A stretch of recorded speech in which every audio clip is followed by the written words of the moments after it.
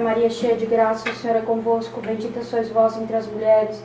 Bendito é o fruto do vosso ventre, Jesus. Santa Maria, Mãe de Deus, rogai por nós, pecadores, agora e na hora de nossa morte. Amém. Maria, auxílio dos cristãos. Rogai por nós. São Mauro. Rogai por nós. São João Bosco. Rogai por Pai nós. do Filho e do Espírito Santo.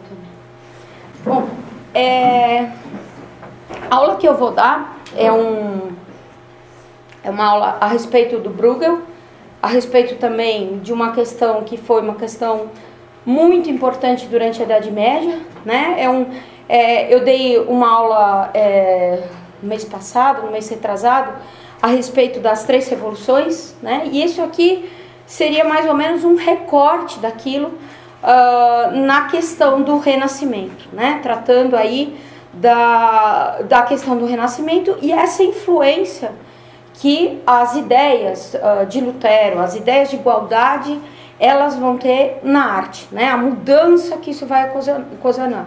Isso aqui é um assunto que eu tinha mais ou menos aí preparado, porque é o que eu estudei no doutorado. Então, não sei se eu vou conseguir dar conta aí de todas as imagens que eu pus, mas vamos ver, tá bom? Então, o tema da aula é sobre Bruegel, né? Bruegel foi um pintor do Renascimento nórdico, do Renascimento holandês, que vai ter uma série de características peculiares, tá? A gente vai ter o grande Renascimento que a maior parte das pessoas conhece, é o Renascimento italiano, de Leonardo, Michelangelo, e esse Renascimento italiano, ele vai ser um renascimento com algumas características distintas do renascimento nórdico.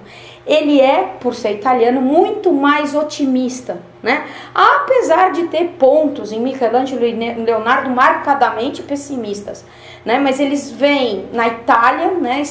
Essa corrente italiana vê uma perspectiva muito mais possível de felicidade, né? Mesmo alguma felicidade nesse mundo. O Renascimento nórdico, ele já vai ser, de Flandres, dos Países Baixos, ele já vai ser muito mais pessimista, né? O mundo, mais ou menos a gente podia fazer a comparação entre o Renascimento italiano e o Renascimento nórdico, mais ou menos a comparação que há entre o romantismo, né? Que vai fugir da realidade idealizando, não estou querendo dizer que o Renascimento italiano vai fazer isso, né? Mas e o realismo, que vai fugir da realidade, vai ser contra a realidade, mostrando o horror dela, né? Mais ou menos essa expressão, ainda que tenha bastante matizes. E no Renascimento nórdico, o Bruegel é uma figura de muita expressão. Ele é discípulo não pessoal, né? Ele nasceu depois da morte de Hieronymus Bosch, mas ele é discípulo de Bosch, ele é o grande discípulo de Bosch. Bosch é já uma figura mais conhecida no Renascimento nórdico, que eu não vou tratar aqui, mas é também muito interessante, e assim, Bruegel é filho de Bosch, por assim dizer, tá? E o que eu vou comentar é a respeito aí das figuras e das imagens, tá? Então, vamos ver se eu consigo passar a apresentação. Então, primeira coisa, né, tem esse poema, tá muito conhecido, acho que todo mundo todo mundo conhece do colegial, né, que conta aí, é um poema que fala: ai, dona feia, foste vos queixar, que vós nunca louvem meu cantar, mas ora quero fazer um cantar, em que vos louvarei todavia, e vedes como quero louvar, dona feia, velha e sandia. E aí continua. Então contava lá minha professora, que era uma moça que pediu para o trovador cantar a respeito dela, né? E ele, então, vai fazer essa poesia, tá? Dona feia, nunca vos louvei, em meu trovar, pero muito trovei, mas agora um bom cantar farei, a um bom cantar farei, em que vos louvarei todavia, e vos direi como vos louvarei, dona feia, velha e sandia, né? Essa poesia, tá? Que é uma poesia, então, que diz que foi feita para louvar uma senhora que se queixava que não era louvada, né? Uma poesia de escárnio, mal dizer, feita por trovadores, um trovador português medieval, né? Ela vai justamente servir, né, como véu de outras coisas. E é a respeito disso que eu queria comentar um pouco, né? Quando a gente tem uma palavra, isso Aristóteles explica bem no Periermenês, mas não vou entrar aqui no caso, a gente tem uma palavra, por exemplo, copo, né? O dizer copo é a tradução de um pensamento meu, então, de um pensamento de todos nós, né? Que é universal, comum a nós. Então, quando eu falo copo, eu expresso um pensamento que eu tenho na cabeça, né? E, no entanto, essa expressão, né? Ela não ela corresponde à ideia do objeto, mas quando eu expresso essa mesma coisa através de uma imagem, isso se distancia mais ainda, né? Então, quando eu desenho um copo, eu estou desenhando a figura de uma expressão mental que eu tenho, né? Então, um desenho, não a coisa no real, né? Ela vai ter uma distância maior. O que eu quero dizer com isso? Que as poesias, as imagens, elas são... elas têm uma característica de serem como... Esse aqui quem vai dizer é um crítico de arte, ele vai comentar que o Barthes, ele vai falar que as imagens, elas são polissêmicas, elas carregam em si diversos significados. A poesia, né, também tem esse mesmo tipo de expressão. É uma expressão que não é direta e objetiva, e clara e precisa, como uma expressão matemática, né? Ela tem diversas maneiras de ser interpretadas. E por isso ela vai servir, a poesia, de muito bom veículo para os hereges, né? Ela vai ser um veículo muito conveniente, porque ela pode dizer coisas que têm uma ambiguidade de interpretação, como é o caso aqui, né? Então aqui, na verdade, tá? Não é especificamente essa poesia que vai ser analisada por ela, mas a Denise de Rougemont, que é uma historiadora francesa, ela tem um livro chamado Amor e Ocidente, onde ela mostra a forte identificação que há entre o catarismo, os trovadores cátaros, mesmo identificação geográfica, que é bem reconhecida por várias pessoas, e os trovadores, né? Então, a heresia cátara e os trovadores. E no trovadorismo a gente vai encontrar diversas alusões às heresias cátaras. Essas alusões, elas vão se materializar nos versos em atitudes contrárias às mulheres, contrárias ao casamento, né? Mas também, né, no caso aqui, há um ataque que parece a uma dona, mas quem é essa dona? Feia, velha e sandia, né? Essa dona, na verdade, não é uma dona que existiu, uma senhora que existiu. Essa dona é a igreja. Então aqui, né, está se fazendo um ataque à igreja. É ela que queria ser louvada, mas que esse trovador cátaro vai fazer um outro louvor para ela, chamando, né, fazendo uma cantiga de escárnio, ofendendo, né, a igreja, tá? Não é verdade, né? Então, se esse trovador fosse acusado, ele falaria, não, eu fiz para aquela moça que passa por ali, né? Seria muito fácil de se esquivar. Mais ainda, né, se na poesia, que está lá escrito, preto no branco, é possível enxergar um significado diferente, quanto mais na pintura, tá? A pintura, ela vai ter essa polissemia muito mais ampla, né? Então, por exemplo, essa pintura aqui é uma pintura famosa, é a pintura, ex-pintura Santa Ceia do Veronese, tá? Então, um pintor italiano importante, renascentista. E ele fez essa poesia, e ele vai ser chamado, tá na época do luteranismo, já é o renascimento avançado, e ele vai ser chamado a prestar esclarecimentos, porque a pintura dele é por demais profana. Isso aqui eu vou chegar a uma conclusão no final da aula, né? Vou comentar sobre isso. Mas ele trata um tema sacro, que é a Santa Ceia de Nosso Senhor, né? Então, cadê Nosso Senhor? Primeira dificuldade, esse aqui ainda tá fácil, tá? Nosso Senhor tá aqui no centro, né? Isso aqui é um palácio veneziano, tá? Ele pintou em Veneza, tá? Então, Nosso Senhor está no centro, né? E aqui tem uma série de personagens. Tem São Pedro aqui, São Pedro, prosaicamente, tá muito interessado num pedaço da carne. E tá puxando a carne. Nosso Senhor está falando com São João, né? Mas tem uma série de pessoas aqui. Tem um bufão, um anão, né? Tem um cortesão aqui. Tem duas pessoas aqui bebendo vinho, né? Parece que embriagados, olhando para o vinho, né? E além disso, tá? Olha só, a gente tem aqui um cachorro, né? Um cachorro na Santa Ceia. Mas esse cachorro, ele não está fazendo qualquer coisa, ele está olhando para um gato que está lá embaixo da mesa, tá? Então ele vai colocar, olha São Pedro analisando a carne, tá? Ele vai colocar uma série de temas e de situações prosaicas para tratar de um tema elevado. Essa pintura pode não nos chocar tanto a um primeiro momento. Por quê? Porque para nós, tanto a época, a antiguidade, que era a época que Nosso Senhor viveu, quanto o Renascimento, nos estão distantes.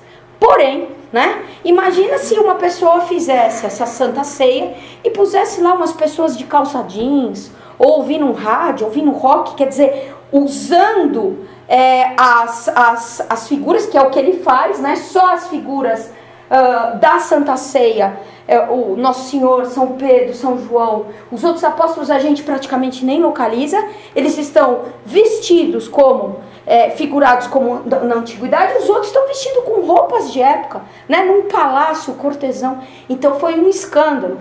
E ele foi chamado para prestar esclarecimentos para a Inquisição. E o que ele vai dizer? Né? Ele vai escapar, né? Vai dizer que ele pintava, que a cena era muito grande, que ele tinha que encher de personagens, que ele não tinha nenhuma má intenção, que apenas ele queria alegrar com diversos personagens da cena, e só isso, né? Representar todo mundo ali, né? Então era muito difícil, é óbvio que isso aqui ele fez com uma intenção de tornar prosaico aquilo que é sagrado. Por que a gente diz isso? Porque é isso que vai acontecer no Renascimento. Vocês vão ver em Bruegel, tá? Então o Renascimento, ele caminha para a arte, que vai ser uma arte prosaica. Acontece no Renascimento uma dessacralização da arte. Isso aqui vai no mesmo sentido, mas ele vai se esquivar, dizer isso, dizer aquilo. Foi condenado a mandar o cachorro embora da ceia, tirar os bêbados também, tinha que apagar todo mundo. Mas ele não queria mexer, então ele vai mudar o nome. Ele não vai chamar de Santa Ceia, mas vai chamar na ceia na casa de Levi. E assim todo mundo ficou satisfeito e deixou ele deixar as figuras lá, né? Então o que acontece? Mais que a poesia, a pintura, ela vai ser um veículo bastante importante para que se escondam ideias, né? Como é que você vai objetivamente acusar alguém de heresia por uma coisa que ele pintou, tá? E os pintores, né, os poetas vão usar a duplicidade das palavras, as figuras de linguagem para esconder os seus pensamentos, mas os pintores também, né? Eles vão fazer isso e vão fazer muito, tá?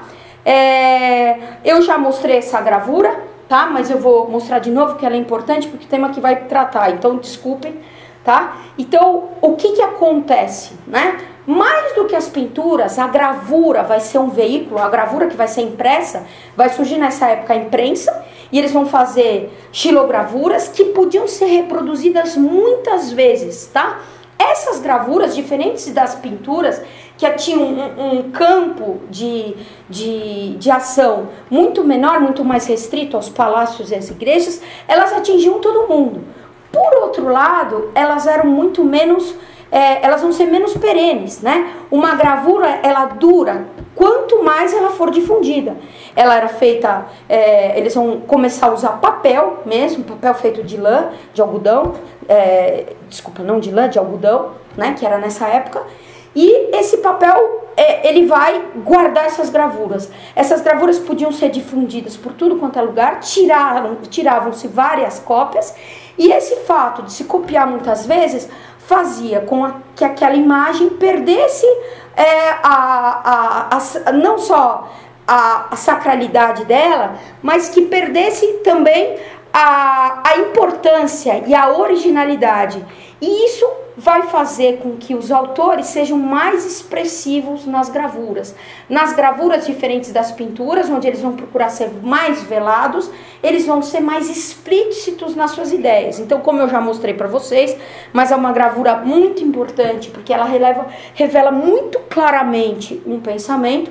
Essa gravura de Leonardo, que eu vou contrapor com Bruegel, tá? Essa gravura eu já mostrei outras vezes, e ela trata justamente da grande luta que estava metida a Itália. A Itália, diferente de outros países da Europa, ela vai ter um processo de urbanização muito mais rápido. Por quê? Primeiro porque ela ficou não totalmente, mas salva das grandes invasões bárbaras. Os Alpes vão ser uma barreira principalmente para as invasões nórdicas, que vêm depois de destruir as cidades, as invasões dos vikings. Então a Itália vai se safar, não totalmente, mas em grande parte disso. Depois, lá tinha uma autoridade e não tinha uma autoridade.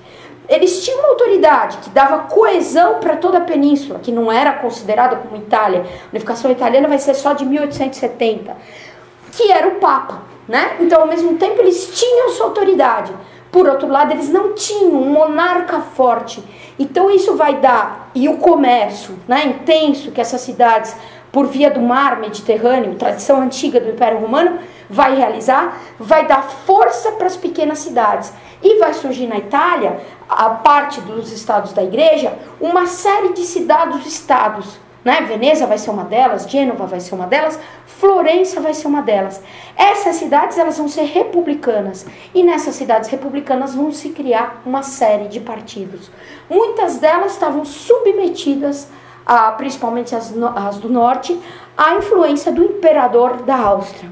E vai se criar aí um movimento, que é o chamado movimento gibelino, que vai ser contrário ao movimento dos guelfos.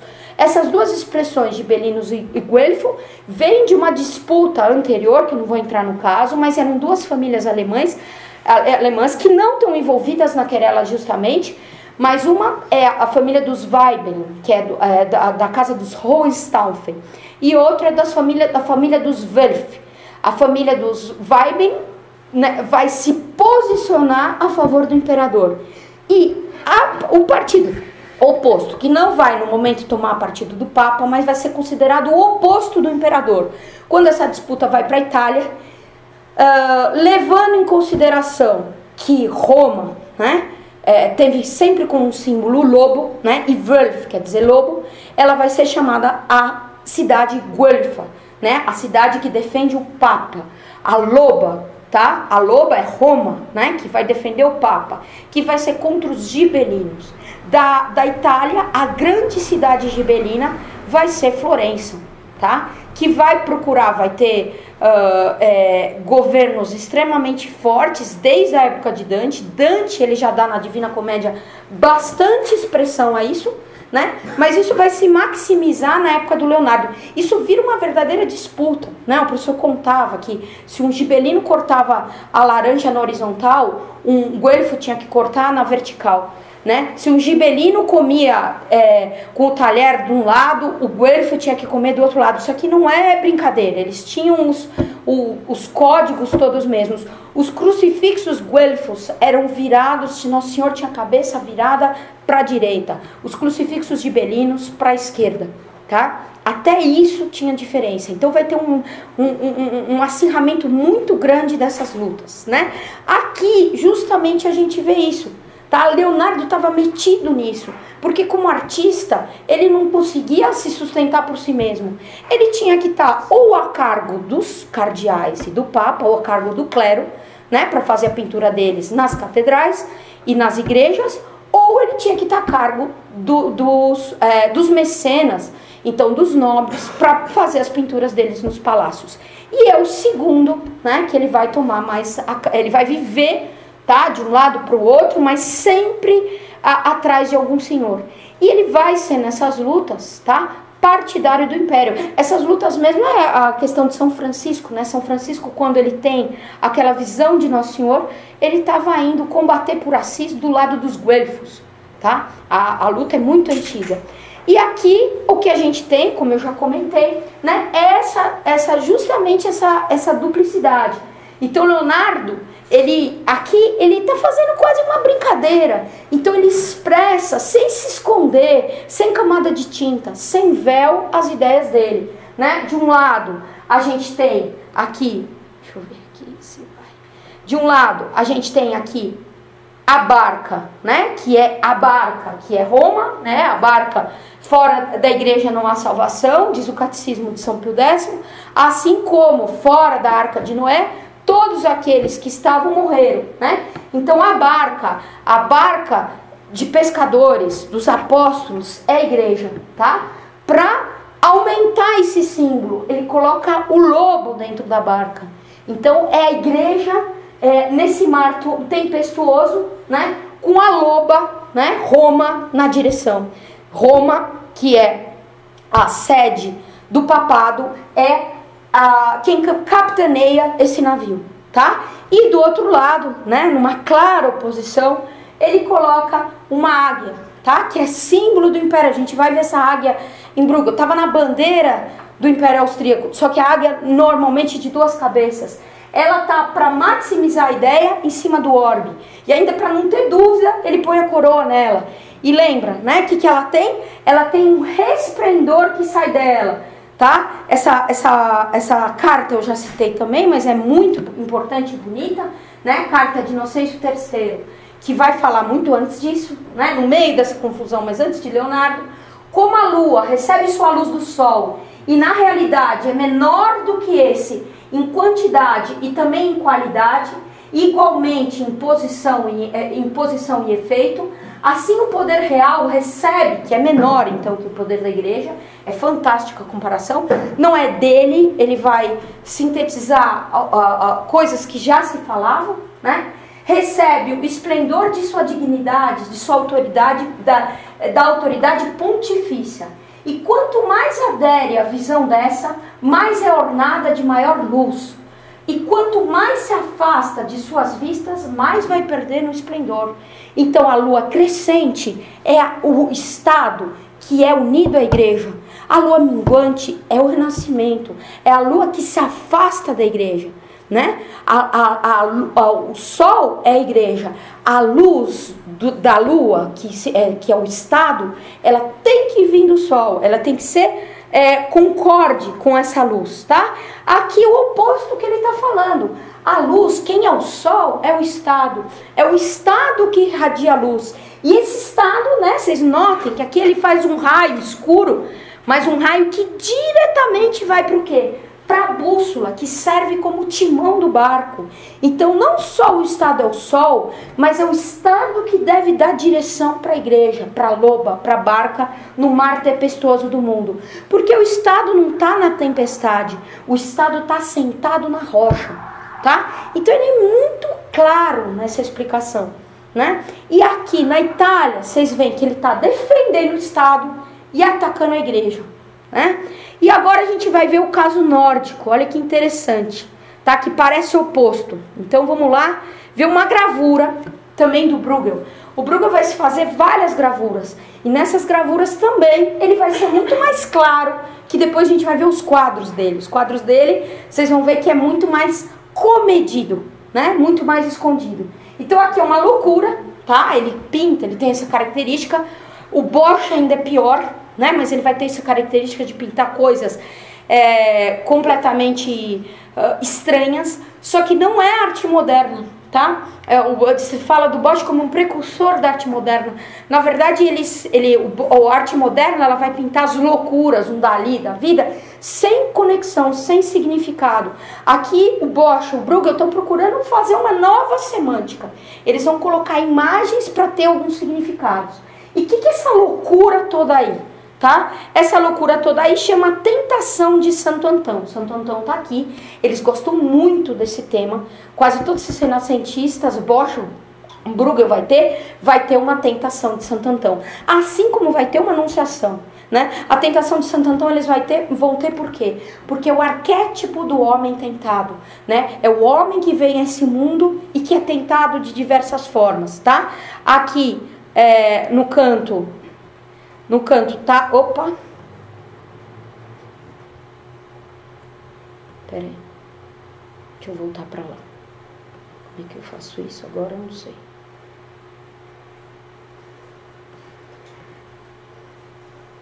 Aqui, um pouco mais.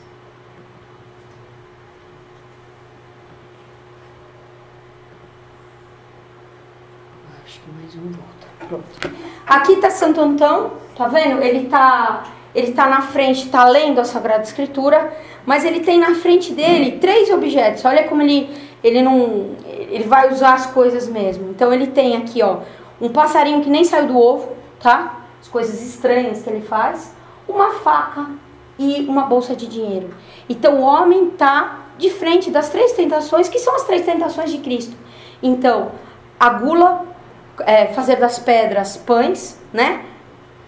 O orgulho, né? A ira, tá? Que a ira é a expressão última do orgulho.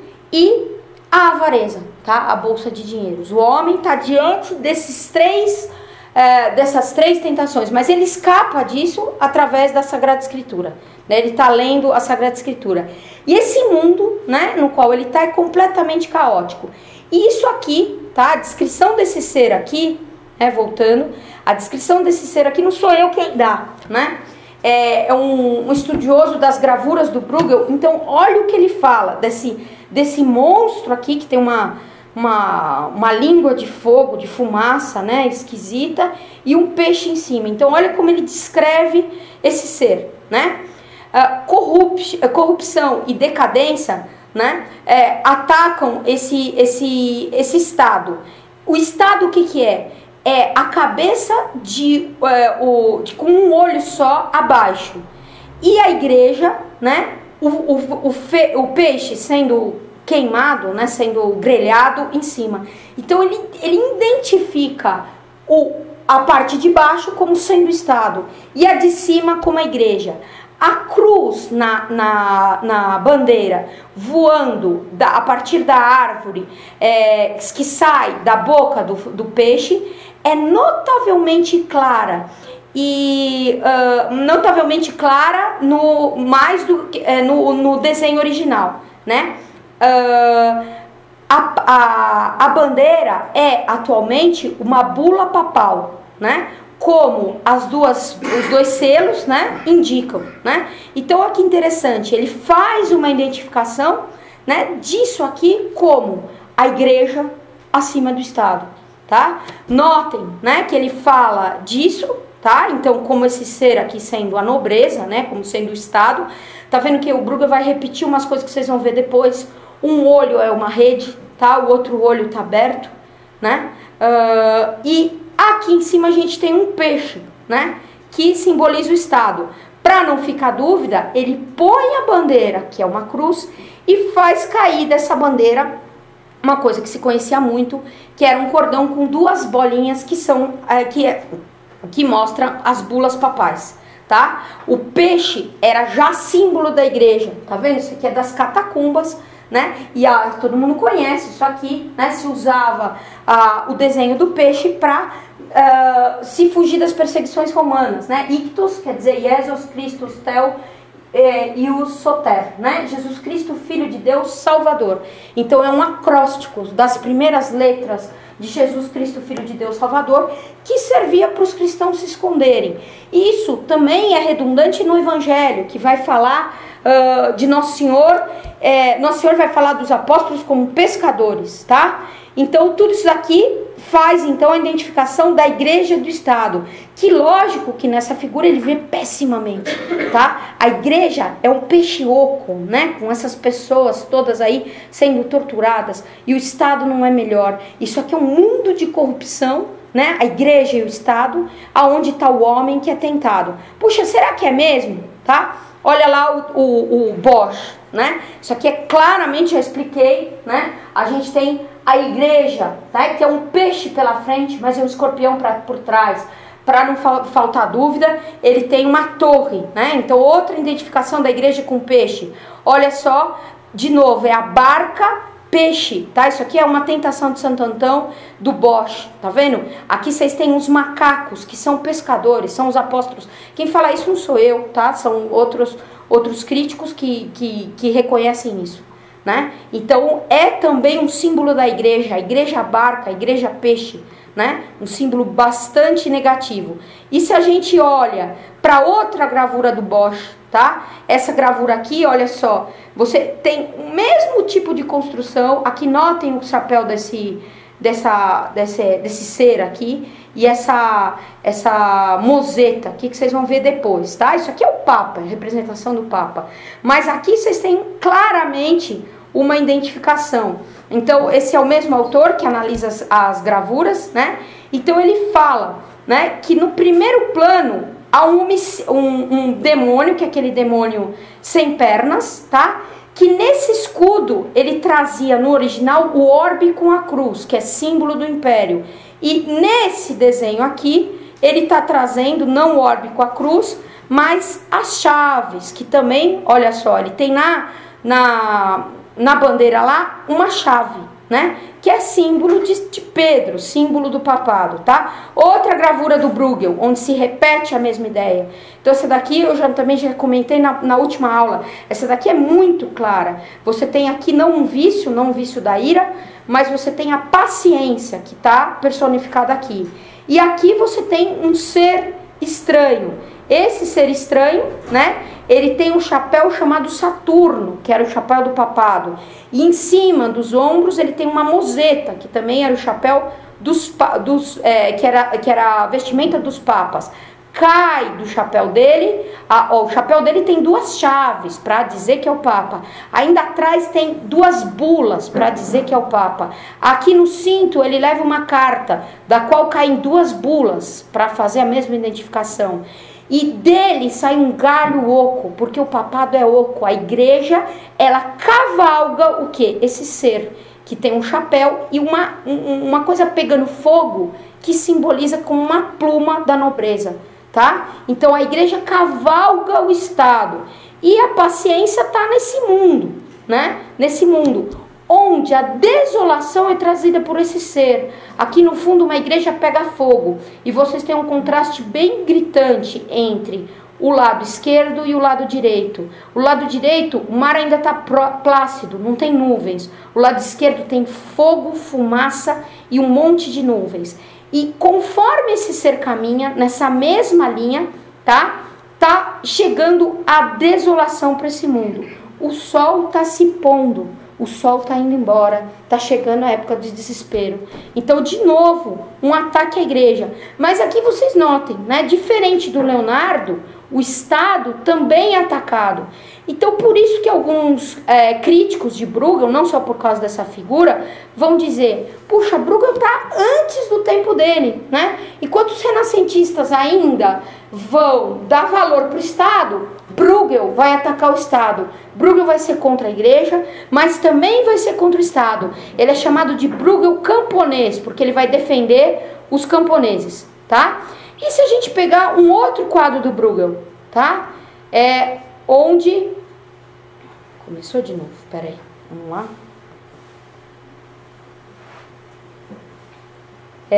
Um outro quadro do Bruegel, tá? Que não é uma gravura, né? Então vamos dar uma olhada aqui, que é esse aqui, né? Esse quadro aqui é analisado por um pessoal do Louvre, tá? Essa explicação que eu vou comentar é dada por eles, né? Pra vocês verem como vai, e sem que eles falem das outras coisas, para ver como alguma parte delas, né? Como vai na mesma linha. O que vocês têm aqui, tá? Só que eles não veem de maneira negativa, né? O que vocês têm aqui? Esse quadro é famosíssimo, né? Chama-se A Colheita do Milho, tá? Então, puxa, parece um quadro sobre a natureza, né? Tema que o Bruegel gostava muito de pintar. Vejam como ele mudou o tom, né? Como o tom das gravuras é de loucura, e aqui você tem um quadro, né? Bonito, né? Bem pintado e parece, à primeira vista, inocente, né? Um quadro completamente inocente. Então, o que vocês têm aqui? Já toma muito destaque que vocês vão ter o quadro focado nesses camponeses. Mas por que destaque, né? O que isso tem de mais? Ora, isso não era o comum dos temas. Os quadros, né, na Idade Média, eles tinham os temas sacros. Então, eles vão representar as figuras da igreja, eles vão representar as figuras do evangelho. Aqui, esse daqui já tem um passo novo, que não é novo, já muitos renascentistas pintavam coisas que não fossem sacras, mas ele dá um passo adiante, porque ele não está pintando um nobre, não está pintando um senhor, não está pintando um castelo, ele está pintando camponeses. Por isso que amam o Bruegel, né? Consideram ele o pintor do povo, o pintor dos camponeses. E ele vai, então, dar expressão a esses camponeses. Veja que ele pinta aqui, pinta em outros lugares, eles não são especialmente bem retratados, tá? Em esse quadro um pouco, mas vai ter outros que ele vai retratá-los de maneira muito grotesca, sempre comendo, sempre bebendo, tá? Porque na verdade ele não tá, que belos camponeses, né? Não é isso que ele quer fazer, não é isso a ideia dele. Só que olha que interessante, então em primeiro plano estão os camponeses, mas ele vai representar nesse quadro todas as ordens. Então aqui você tem no primeiro plano os camponeses, como o mais importante do quadro. Aqui atrás da árvore você tem uma igreja, aqui um castelo, aqui os burgueses. Então ele vai retratar, né? Primeiro plano, eles. Maior de todas, mais alta de todas está a igreja. Em segundo lugar, o castelo. E por último, a burguesia, tá? Então ele vai tratar de todos, né? E olha o que ele vai comentar, olha o que ele vai fazer a respeito deles. Então a igreja está aqui, tá vendo?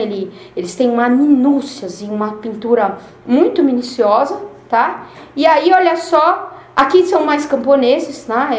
É a vila toda. E aí aqui a burguesia, tá vendo? A burguesia fazendo seu comércio, as navegações. Bruegel morava perto do porto de Roterdã, isso era muito importante para ele. Ele vai ser financiado por burgueses, né? Então ele os retrata, tá? E aí como é que ele vai retratar a nobreza? A nobreza está aqui no castelo e eles estão correndo e perseguindo um homem, tá? Isso aqui parece... Será, né? Será que é isso mesmo, né? Bruegel nesse quadro, ele sussurra, tá? Sussurra tão baixo que a gente fala, puxa, será que eu ouvi isso mesmo? A gente sabe que é isso, tá? Por causa do resto da obra dele. A nobreza vai ser sempre assim representada, como por exemplo tá nas gravuras, tá? Depois, olha só o clero, ó, notem onde é que ele põe o clero, tá? Então a igreja tá lá. Os trabalhadores estão aqui trabalhando, cansados pelo trabalho. A nobreza perseguindo os homens. E o clero? Os monges estão no lago, tá? Então, aqui são monges, né? As vestes deles, eles estão nadando. Olha que minúsculo que é. Quase nem dá para ver a figura. Então, olha só. Enquanto os camponeses trabalham, se matam de trabalhar, a nobreza é cruel. E os monges ociosos e vivem aí em festa, né? Será que é isso? Né? Será que ele vai fazer? A gente sabe disso pelas outras gravuras deles. Tem quadros que ele vai ser mais explícito, tá? Como, por exemplo, nesse quadro dos massacres dos inocentes, né? Esse quadro tem 3 versões, tá? Por isso que tá meio misturado aí, mas esse quadro é um quadro muito famoso, né? Onde ele tem o massacre dos inocentes. Note que ele vai ter algumas características. Primeiro, sempre as cenas sacras vão ser representadas na Holanda do tempo dele, tá? Então ele não representa Belém lá na antiguidade com as casas de lá, não, Belém tá aqui no meio da neve, na Holanda. As pessoas estão todas vestidas de holandeses, né? E você tem aí um massacre. Esses guardas, eles estão assassinando as pobres crianças que estão derramando o sangue vermelho delas na neve branca, tá? Dando um contraste bem grande, tá? E o que tem nisso, tá? Primeiro ponto, os guardas estão vestidos como soldados espanhóis da época. Então os guardas são soldados espanhóis da época, né? É mais ou menos como se eu fizesse o massacre dos inocentes e pusesse a PM, tá? Vestida lá de uniforme e matando as crianças, tá? É isso que ele está criticando, né? Os quadros dele, eles tinham tanto esse problema, né, que quando ele morre, ele pede para a mulher dele queimar tal e tal e tal quadro, pôr no fogo. Esse aqui escapou do fogo, esse aqui ele não pediu. Então imagina o que ele pediu, tá? Tinha um problema político grande. A Holanda, onde ele vivia, fazia parte do Império Habsburgo e estava, por causa do protestantismo, era rota de fuga dos anabatistas, tinha sido rota de fuga dos cátaros, né? Ela estava cheia de cátaros. E vai ser mandado para lá para tentar conter a rebelião, né, no lugar de Margarida de Palma, o Duque de Alba, que era conhecida como Alba Negro, porque ele usava uma armadura negra. Ele era velho, tinha uma barba branca, bem grande, né? E ele vai chegar. Ele era uma família que tem até hoje na Espanha, hoje em dia numa decadência horrenda, né? Mas era uma família muito importante, o braço direito do imperador Filipe II, dos imperadores, e ele vai mandar para conter a rebelião. E ele vai conter a rebelião com exércitos, né? Ele vai chegar lá, formar processos de julgamento e matar vários hereges.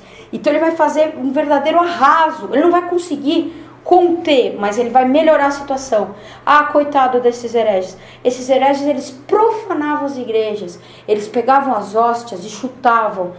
Eles faziam horrores dentro das igrejas, né? Verdadeiros horrores. Eles destruíam tudo. E ataca a Holanda nessa época uma grande onda de iconoclastia. Alguns autores vão dizer que o Bruegel não participava disso porque ele era um construtor de imagens. Olha que interessante, né? Então, o Bruegel não vai destruir as imagens. Ele, muito pelo outro lado, ele pintava imagens sacras. Depois eu vou comentar isso no fim da aula, para ver que interessante. Né? Então, o Bruegel não pode ter participado, ter simpatia para esse movimento. E aí, o que ele faz nesse massacre dos inocentes? Olha só, no centro, tá? Eu peguei um outro quadro que é mais claro. O chefe, né, o rei Herodes, que comanda o exército vermelho, o exército espanhol, tá? Que vai atacar essas pobres crianças. Quem que é? É o Duque de Alba, tá? Plenamente reconhecido, né? A barba branca, ele é chamado de Alba Negra. A armadura negra, tá? E aí as crianças aqui, ó, todas sendo assassinadas, as mães chorando e ele impiedosamente olhando, né? Ah, puxa, mas será que é isso, né? Aqui tem um outro cavaleiro com a águia Habsburga no peito, tá? Uma outra reprodução que ele tem desse quadro, né? Para não ficar dúvida, ele faz a bandeira espanhola, aqui sem barba, tá? Não tá sem barba porque tá com a barba para dentro do elmo, né? Mas também a armadura dele é notavelmente negra, tá? Ele fez essa versão, depois ele teve mais coragem e fez a outra, né? Então, mostrando como ele vai atacar isso. Outro quadro dele, né? Confirma isso. Então, se a gente pegar aqui, peraí, já passei, eu cliquei no lugar que eu não devia. Vocês vão ficar zonzos aí. Esse quadro, que é o Caminho do Calvário, esse quadro aqui é muito interessante, né? Tem muita coisa. Eu vou só explicar um pouquinho, né? O que a gente tem aí, tá?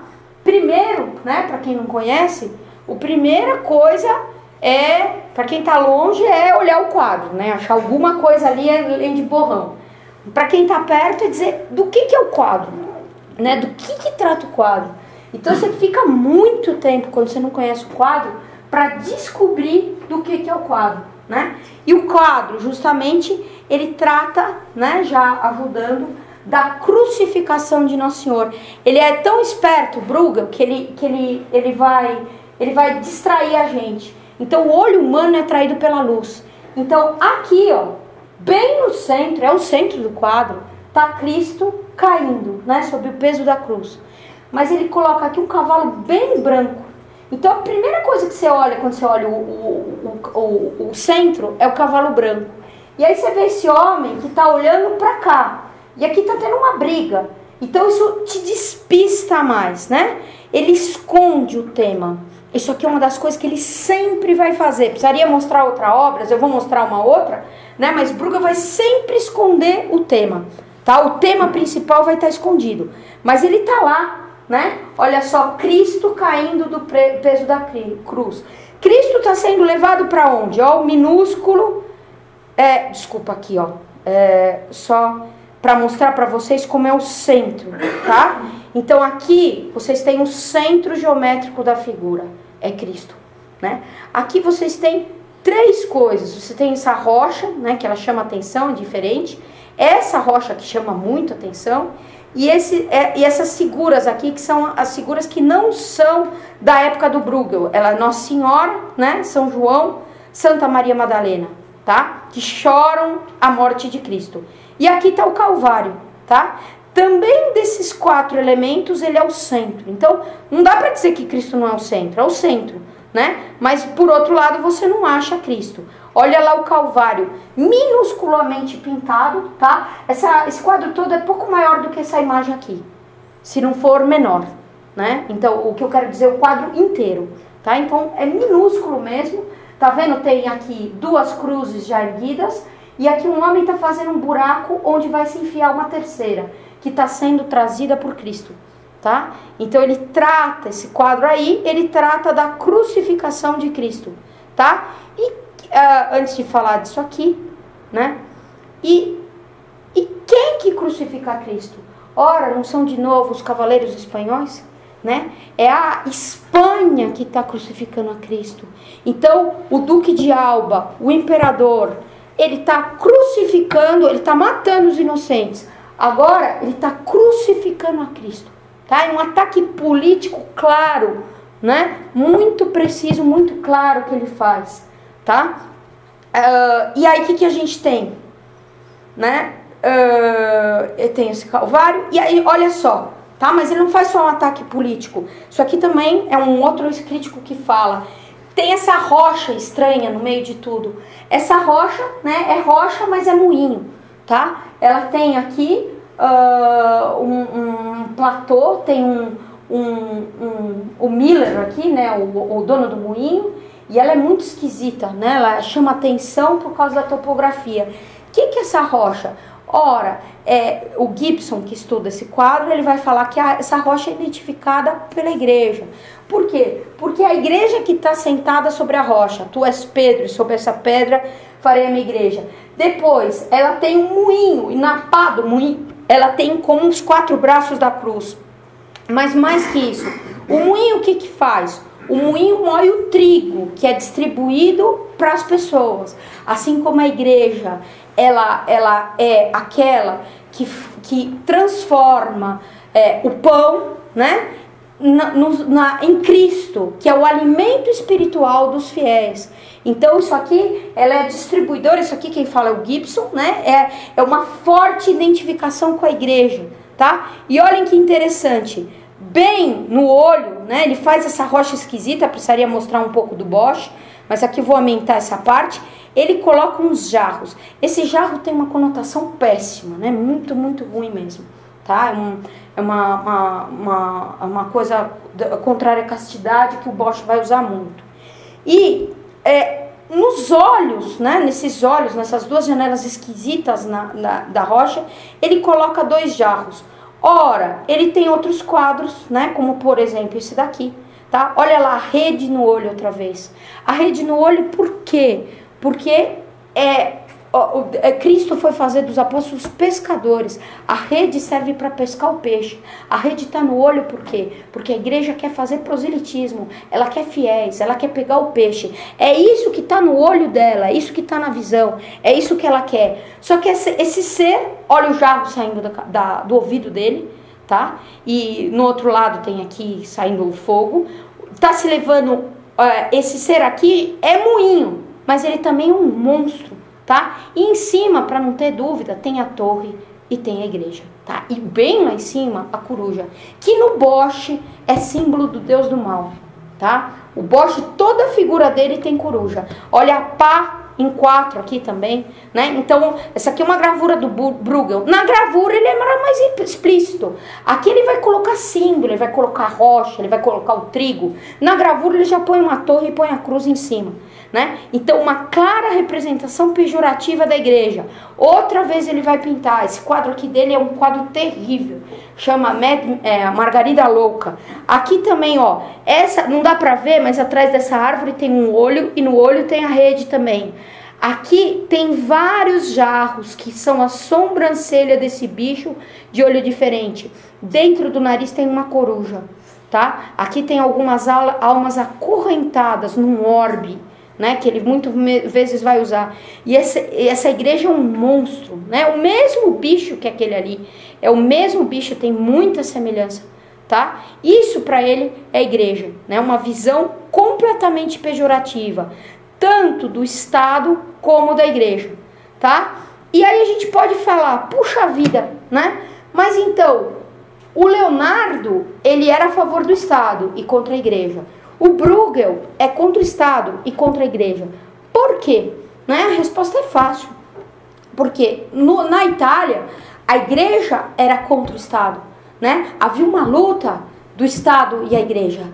No Império Habsburgo, o Estado era unido à igreja. Então ele vai ser contra um e contra outro.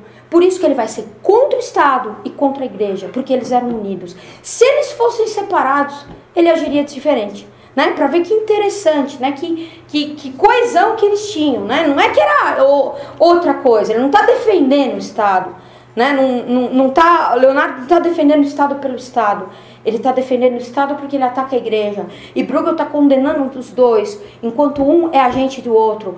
O Império Habsburgo ainda, ele tinha sua luz vinda da igreja, ele ainda era lua, né? Na Itália não, na Itália o Estado tinha se tornado o sol, e por isso que aqui ele vai ser atacado junto com a igreja. Agora, eu não vou demorar muito mais, tá? Aqui outra imagem dele que mostra uma outra característica dele, né? Essa imagem muito famosa é vamos fazer, primeiro dizer o que é, tá?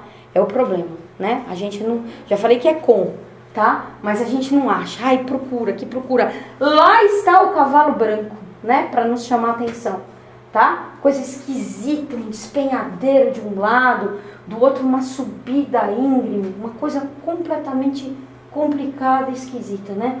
Difícil, muito difícil. Passaríamos vários minutos, acho que mais de uma hora para identificar. E, no entanto, ele trata da conversão de São Paulo, tá? Tá aqui São Paulo, né, caindo do cavalo, tá? É isso que trata o quadro, tá? Só que antes, para chegar aí, né, vocês notem, vocês têm aqui uma figura, aí, desculpem, não dá para ver tão bem, mas é o Duque de Alba, né? É o Duque de Alba.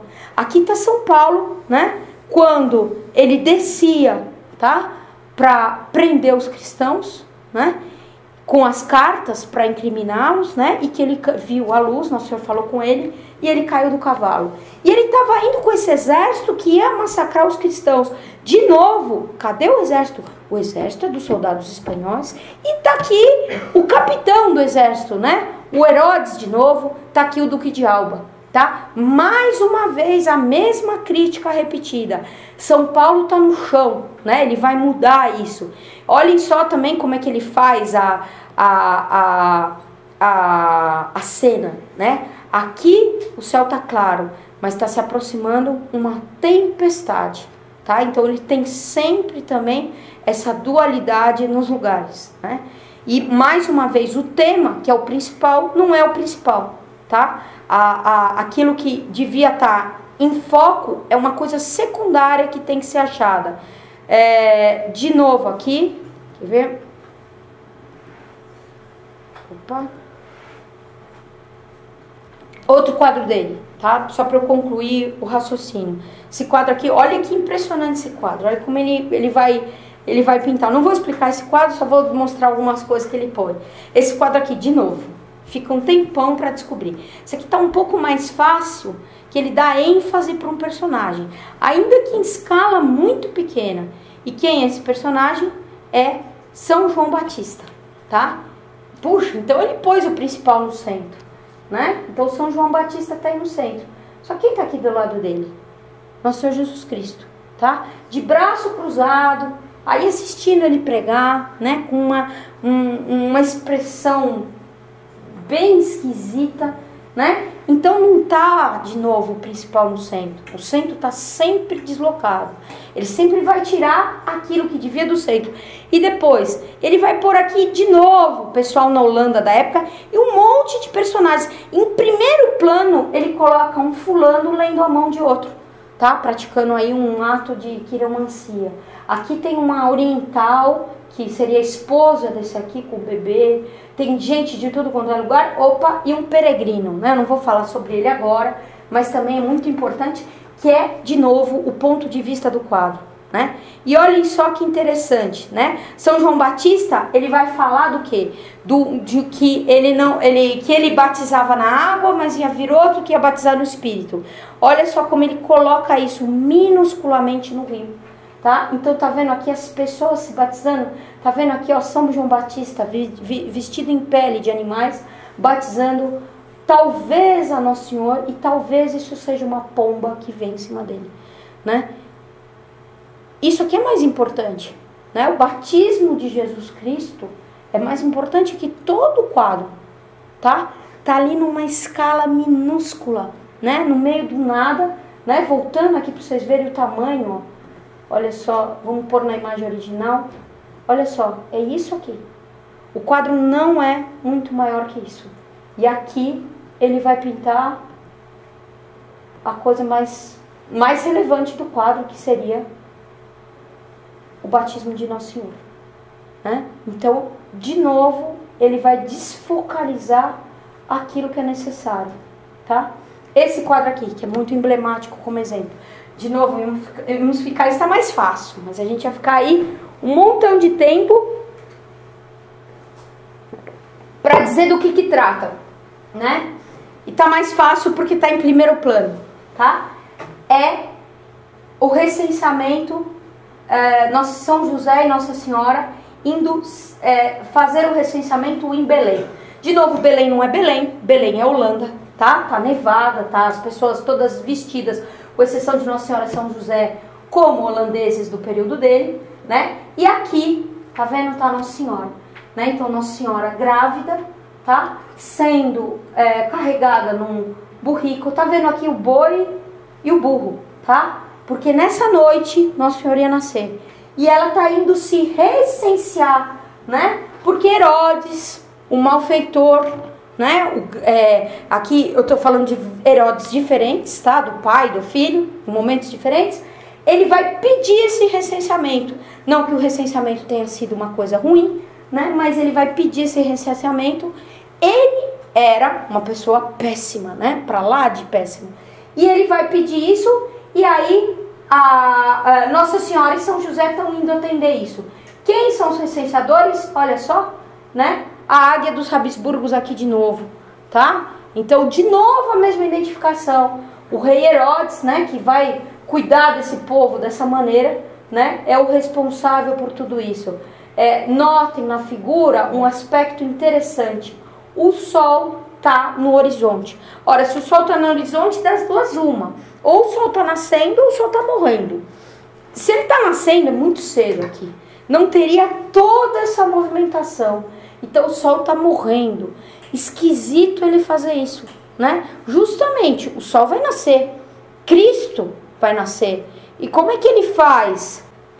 É uma incongruência ele fazer uma coisa dessa, né? Por que uma incongruência? Justamente, teologicamente, a pintura trabalha com símbolos, né? Teologicamente é um símbolo incompatível.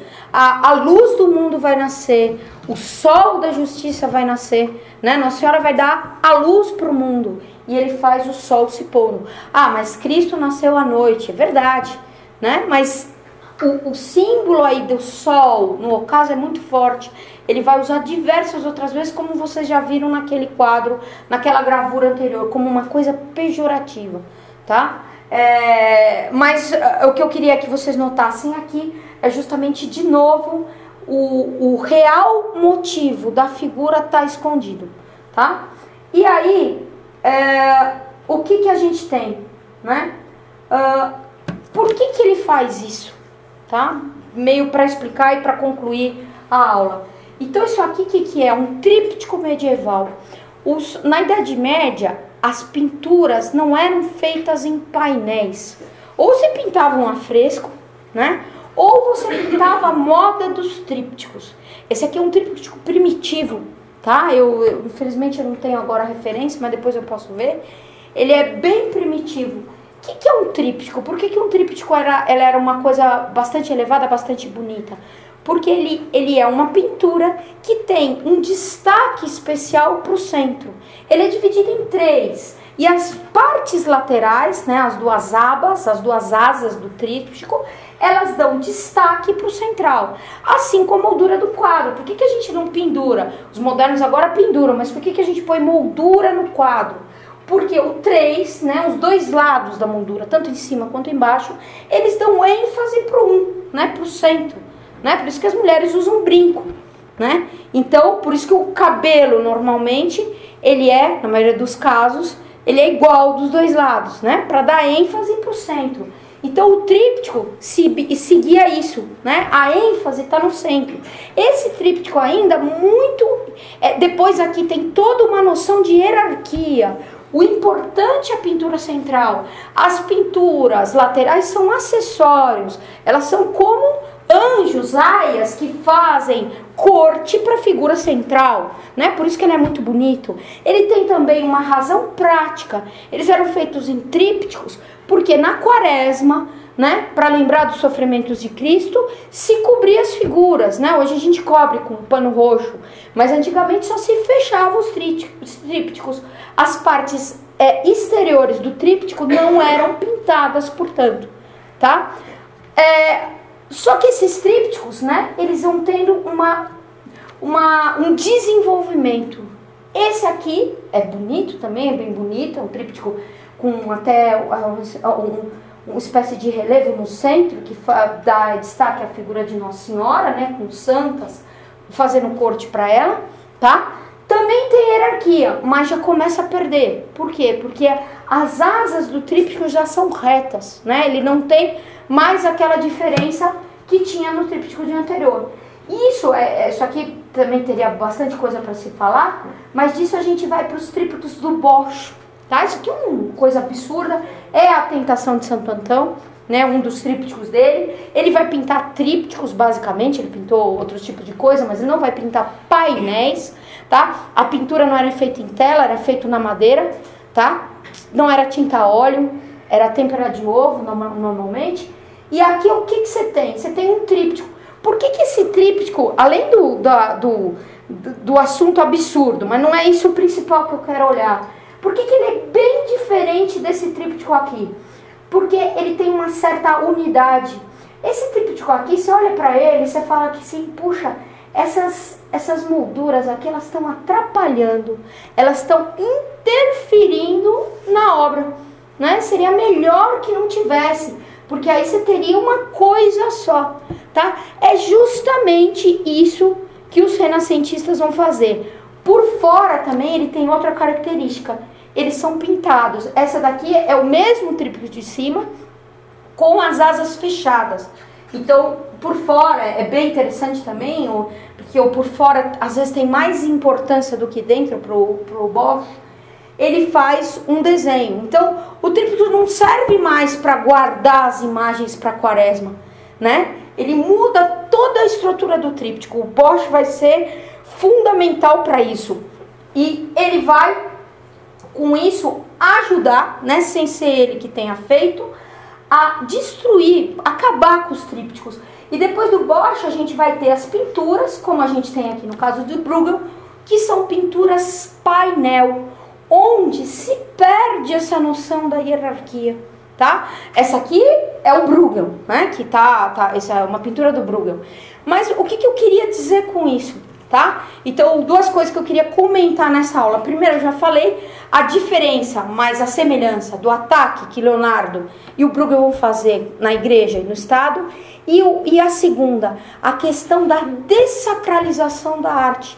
Puxa, então o Bruegel não era protestante, porque ele não pegava o martelo e ele não era um iconoclasta que ia lá destruir as imagens. Ele era um iconoclasta e foi um iconoclasta muito mais profundo que os protestantes. Por quê? Porque ele vai destruir a arte com a arte. Então ele vai ser importantíssimo para dar passos adiante na dessacralização da arte. A arte medieval, que ela tinha, como vocês viram naquele tríptico, foco inteiro nas figuras sacras, era Nossa Senhora pintada, isso que era mais importante, ela vai, com Bosch, com Bruegel principalmente, vai perdendo seus passos. E aqui, ele pinta coisas sagradas, mas cadê? Onde que a gente vê? Ele esconde o sagrado, tanto com as outras figuras, quanto com a escala pequena, quanto com as figuras prosaicas. Então aquilo que Veronese, né, naquele quadro que eu falei no início, fez, eu estava só colocando figuras aqui, né? Bruegel vai fazer também. Ele vai ser responsável por destruir as obras sagradas, que eram as obras sagradas medievais. Ele vai dar marretada nas obras sacras medievais. Essa marretada ele dá com o pincel, colocando Cristo no meio de um tema prosaico, né? Colocando Cristo não no foco, né? No mínimo das coisas, fazendo ataque à igreja também, mas não só isso, ele tira a sacralidade das imagens, né? Eu não sei se eu me fiz entender, tá? Mas isso é um aspecto bem interessante dele. Por isso que na figura dele, nunca o centro do quadro, nunca a figura, o que ele trata no quadro é o principal. Está sempre escondido, está sempre diminuído, está sempre tratado de um jeito prosaico, né? Por fim das contas, os renascentistas vão abandonar qualquer tema sagrado, deixar Nossa Senhora, os santos, os temas importantes completamente de lado e tratar da vida desse mundo, que é o que importa, né? Não tratar das coisas do outro mundo, tá? Então tá vendo como era uma pessoa realmente genial, né? Ruim nas ideias, mas muito inteligente no que ele estava fazendo, né? Ele vai fazer várias coisas ao mesmo tempo, e com a arte dele, ele vai procurar tanto fazer um ataque político à Espanha, mas também um ataque metafísico à igreja, e ainda ele vai usar a arte e vai dar uns passos adiante, né, em direção ao que vai ser depois a arte romântica, né, totalmente laica, e mesmo a arte renascentista posterior, tá bom? Bom, era isso. Alguém tem alguma pergunta? Ver se realmente eu acabei, mas eu acho que realmente eu acabei.